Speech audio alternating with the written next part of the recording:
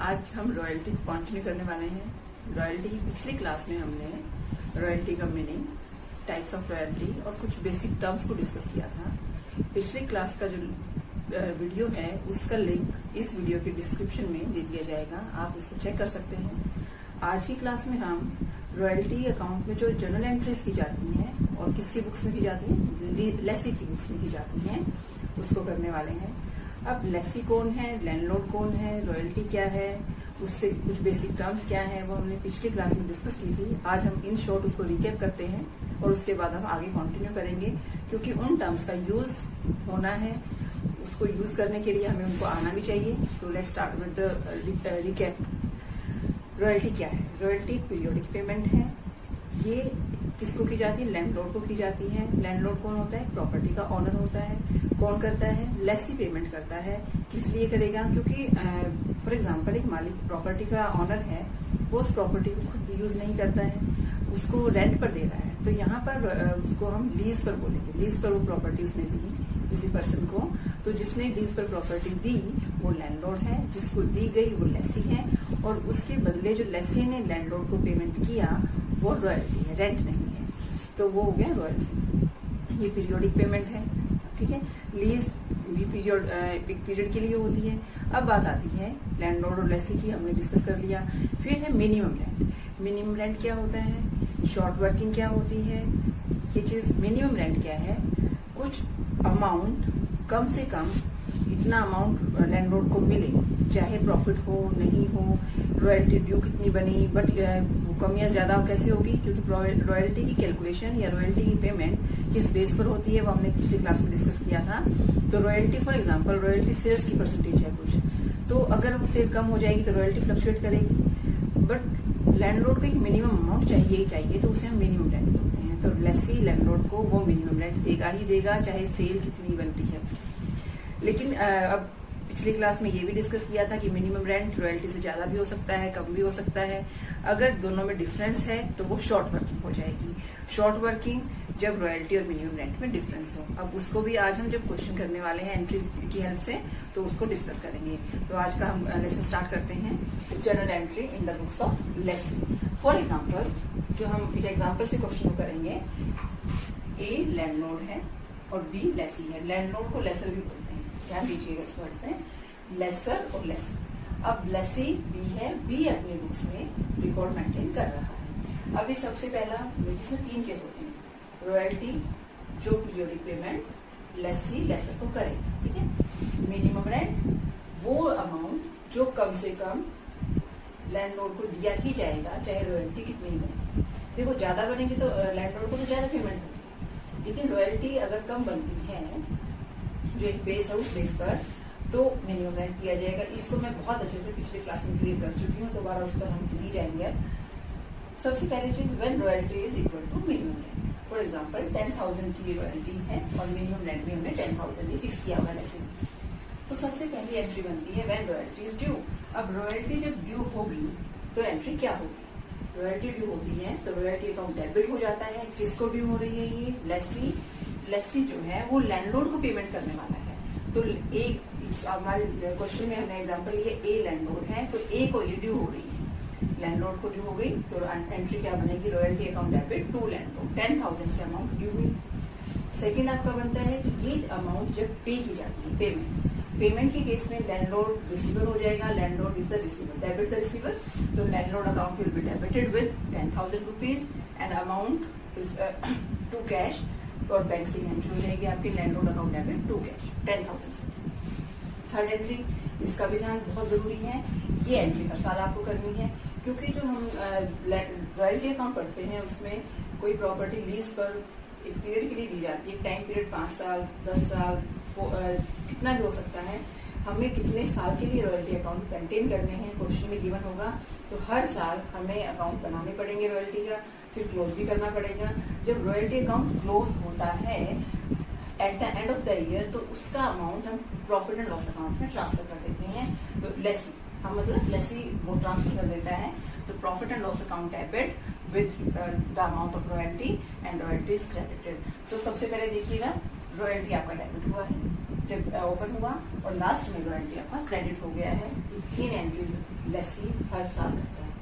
अब इसमें ये हमने पहला केस किया जब रॉयल्टी आपका मिनिमम रेंट के बराबर है। देखिए अब दूसरा केस आता है जब रॉयल्टी ड्यू कम है बट मिनिमम रेंट हमने फिक्स किया हुआ जो कि लैंडलॉर्ड को देना ही देना पड़ेगा, लेसी हो, वो है 10,000। तो इसकी एंट्री क्या होगी, ध्यान दीजिएगा। इसमें आपको सबसे पहला जो था उसमें ध्यान रखना था कि पहले ड्यू की एंट्री क्या हुई थी, वही एंट्री इसमें होगी लेकिन थोड़ा सा डिफरेंस रहेगा।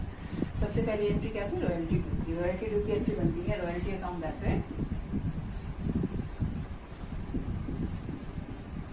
To landlord. ये एंट्री हमने की, लैंडलॉर्ड को ड्यू हो रहा है। अब यहाँ पर हल्का सा आपको ध्यान देना है, लैंडलॉर्ड को 10,000 अमाउंट ड्यू होगा क्योंकि 10,000 रुपीज उसे देने हैं। मिनिमम रेंट तो 10,000 मिलने वाला है लेकिन रॉयल्टी तो 8,000 ही है हमारे पास। जो रॉयल्टी का अमाउंट है वो 8,000। तो अब जो 2,000 का डिफरेंस है वो शॉर्ट वर्किंग है। Short working is the difference between royalty and minimum rent. तो वो शॉर्ट वर्किंग भी आपकी डेबिट हो जाएगी। तो शॉर्ट वर्किंग क्या है ये कैलकुलेशन आपको क्लियर हो जानी चाहिए। इस क्वेश्चन में शॉर्ट वर्किंग आपकी 2,000 ये आपकी फर्स्ट एंट्री हो जाती है। बाकी जो 2 एंट्रीज हैं वो सेम वैसी बनेंगी। तो अब जब पेमेंट करनी है, अब यहाँ पर फिर ध्यान देना है हमें, पेमेंट लैंडलॉर्ड को कितने की होनी है, लैंडलॉर्ड को हमें जो पेमेंट होगी लैंडलॉर्ड टू कैश और बैंक हो जाएगा, अमाउंट होगी 10,000।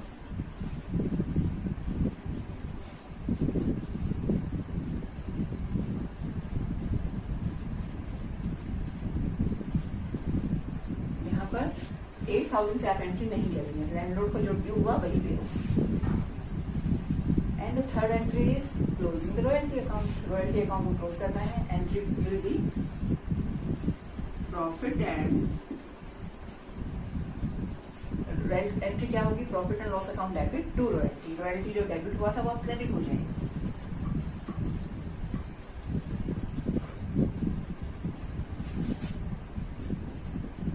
अब प्रॉफिट एंड लॉस डेबिट क्यों होगा, लेसी के लिए जो रॉयल्टी है वो एक तरह से खर्चा है, एक्सपेंस है। जैसे रेंट पे करते हैं वैसे वो रॉयल्टी पे कर रहा है, it is an expense. So profit and loss account debit हो गया। कितने अमाउंट से होगा, अब यहाँ पर 10,000 आपको नहीं करना है, जितने अमाउंट से रॉयल्टी ड्यू हुई थी वही लिखनी है, वो हो गया आपकी 8,000। तो इस चीज में आप ध्यान दें। इस आपका बनता है रॉयल्टी जब मिनिमम रेंट से ज्यादा हो। इस केस में क्या है, हम एग्जांपल से समझ रहे हैं, royalty is 14,000 rupees and minimum rent is 10,000 rupees. तो यहाँ इस केस में क्या होगा, देखिए शॉर्ट वर्किंग कब होती है, जब मिनिमम रेंट रॉयल्टी से ज्यादा हो और रॉयल्टी ज्यादा होगी तो क्या होगा, उस केस में शॉर्ट वर्किंग को रिकूप करते हैं। रिकूप मीन्स राइट ऑफ करते हैं। तो राइट ऑफ करेंगे यहाँ पर। तो देखिए सबसे पहले तो रॉयल्टी ड्यू हो गई। रॉयल्टी ड्यू तो आपको 14,000 से ही करना है। Royalty account debit to landlord account 14,000। ठीक है, लेकिन जब सेकेंड एंट्री की पेमेंट की टाइम आता है तो लैंडलॉर्ड को जो पेमेंट होगी, landlord account debit to cash और बैंक होगा। वो कितने अमाउंट से होगा, वो लैंडलॉर्ड को तो 14,000 से ड्यू हुआ है बट पेमेंट जो जाएगी वो 10,000 से जाएगी क्योंकि मिनिमम रेंट ही हम पे कर रहे हैं। और जो एक्स्ट्रा अमाउंट है that is short working recoup. यहाँ पर शॉर्ट वर्क देखिए पिछले एंट्री में हमने किया था, शॉर्ट वर्किंग हो गई तो शॉर्ट वर्किंग हो गई डेबिट। अब शॉर्ट वर्किंग को राइट ऑफ कर रहे हैं तो शॉर्ट वर्किंग हो जाएगी क्रेडिट। शॉर्ट वर्किंग को क्रेडिट करते हैं कब, जब उसे राइट ऑफ कर रहे होते हैं।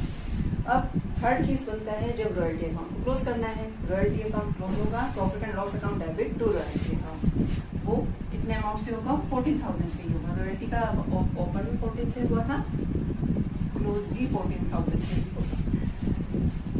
अब यहाँ पर जब आप तीनों चीजें कर रही हैं, 3 एंट्री कर रही हैं, पिछले में भी हमने किया कि शॉर्ट वर्किंग हो गई थी। हमने जब थर्ड एंट्री की, लास्ट एंट्री जब प्रॉफिट एंड लॉस में हम डाल रहे हैं, रॉयल्टी को तो क्लोज कर रहे हैं लेकिन शॉर्ट वर्किंग को हमने प्रॉफिट एंड लॉस में डेबिट नहीं किया। आपके दिमाग में क्वेश्चन आया होगा कि शॉर्ट वर्किंग भी तो लॉस हो जाता है, नहीं, शॉर्ट वर्किंग लॉस नहीं है। शॉर्ट वर्किंग मतलब जब मिनिमम रेंट हमें रॉयल्टी से ज्यादा पेमेंट लैंडलॉर्ड को करनी पड़ रही है तो उस ज्यादा पेमेंट को हम अगले जब रॉयल्टी ड्यू ज्यादा बनेगी मिनिमम रेंट से उस टाइम एडजस्ट कर देंगे, राइट ऑफ कर देंगे, तो इसलिए वो लॉस नहीं होता। तो अब एडजस्ट की बारी आती है। एडजस्टमेंट कर दी गई, हमने एंट्री कर दी सेकेंड में, लेकिन कुछ क्या होता है कई बार कि वो पूरी शॉर्ट वर्किंग जितनी हुई थी वो रिकूप नहीं हो पाती है, राइट ऑफ नहीं हो पाती है। तो उस केस में आपको ध्यान देना है इस चीज का, इस पर आप फोकस करें। उसको हम डेड लॉस मानते हैं, लेसी उसको डेड लॉस मान लेता है, क्योंकि उसको रॉयल्टी लैंडलॉर्ड को कम बन रही थी, उसे पेमेंट ज्यादा करनी पड़ी है मिनिमम रेंट के हिसाब से। तो जो शॉर्ट वर्किंग बनी उसे वो आगे राइट ऑफ भी नहीं कर पाया आगे आने वाले सालों में। ये इसके 3 केस थे, वो हमने पिछली क्लास में डिस्कस किए थे कि हर साल रिकूप होगी, क्या होगा। सबसे पहली चीज, अगर वो रिकूप नहीं होती है तो क्या होगा, वो हो जाएगा डेड लॉस। डेड लॉस हो जाएगा तो कहाँ डालेंगे उसको, प्रॉफिट एंड लॉस में डालेगा। लेसी अपने अकाउंट को, कौन से अकाउंट को, प्रॉफिट एंड लॉस अकाउंट को डेबिट कर देगा किस अमाउंट से, जो शॉर्ट वर्किंग रिकूप नहीं हुई है। ये क्वेश्चन में जो अमाउंट होगा उसमें आप कैलकुलेशन करके इसे कर सकते हैं। तो बेटा हमारे लिए आज की क्लास जर्नल एंट्री के लिए थी कि जब मिनिमम रेंट रॉयल्टी के इक्वल है, जब मिनिमम रेंट रॉयल्टी से ज्यादा है, या जब मिनिमम रेंट रॉयल्टी से कम है, तो इसकी एंट्रीज क्या बनती हैं। नेक्स्ट क्लास में हम न्यूमेरिकल शुरू करेंगे with analytical table. Thank you very much. आपको ये चीज समझ में आ गई होगी, मुझे ऐसा लगता है कि आप इसको अच्छे से कर पाएंगे अब। सो अगली क्लास में हम इसके न्यूमेरिकल शुरू कर लेंगे। Thank you.